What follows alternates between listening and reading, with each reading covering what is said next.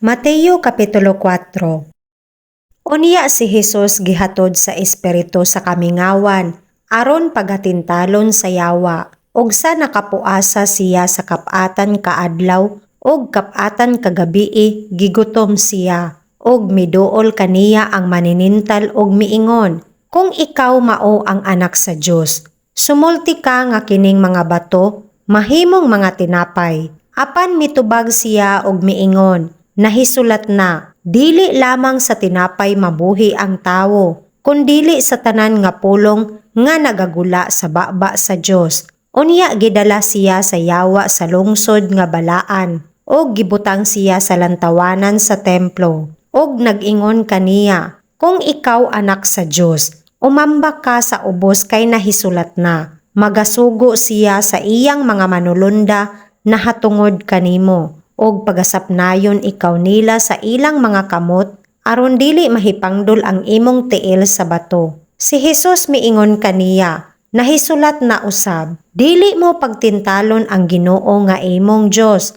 Unya gidala na usab siya sa yawa sa usa ka bukid nga hataas o yamot, og gipakita kaniya ang tanan nga gingharian sa kalibutan og ang ilang himaya, og nagaingon kaniya, nga tanan kining mga butanga igahatag ko kanimo kung maghapa ka sa pagsimba kanako. Unya si Jesus miingon kaniya, pahawa ka Satanas, kay nahisulat na, magsimba ka sa Ginoo nga imong Dios, og kaniya lamang mag-alagad ikaw. Unya gibiyaan siya sa yawa, og ani akaron, ang mga manulunda mingduol og nanag-alagad kaniya. Karon sa nakadungog si Jesus, nga si Juan gibilanggo, mipauli siya sa Galilea, og sa gibiyaan niya ang Nazaret, miadto og nagpuyo siya sa Capernaum, nga diha daplin sa dagat, sa mga utlanan sa Zabulon og Nephthalim. Aron matuman nga hingpit ang gisulti pinaagi kang Isaias,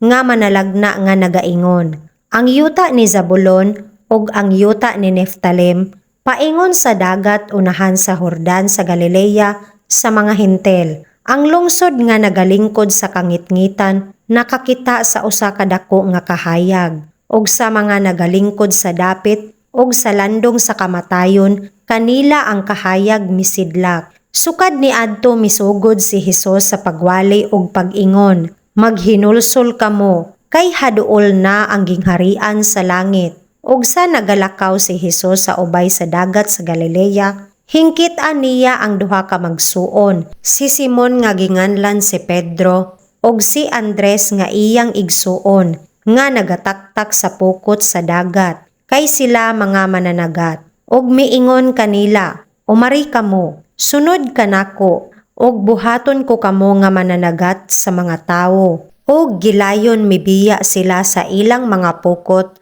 og mingnunot kaniya. Og sa pagikan niya didto, hingkit-an niya ang lain na usab nga duha ka magsuon, si Jacobo anak ni Zebedeo, og si Juan nga iyang igsuon, sasakayan kauban ni Zebedeo nga amahan nila, nga nagapuna sa mga pukot, og iyang gitawag sila, og gilayon mibiya sila sa ilang sakayan og sa ilang amahan, og mingnunot kaniya. Og gilibot ni Hesus ang tibuok Galilea, nga nagapanudlo didto sa mga sinagoga nila, og nagamantala sa maayong balita sa gingharian, og nagaayo sa tanan nga balatian, og tanan nga sakit sa katawhan, og ang iyang kabantog na sangyaw sa tibuok nga Syria, og gipanagdala kaniya ang tanang mga masakiton, ang mga gitakbuyan sa mga nagakalain-lain nga mga balatian, og mga kasakitan, og mga hingyawaan,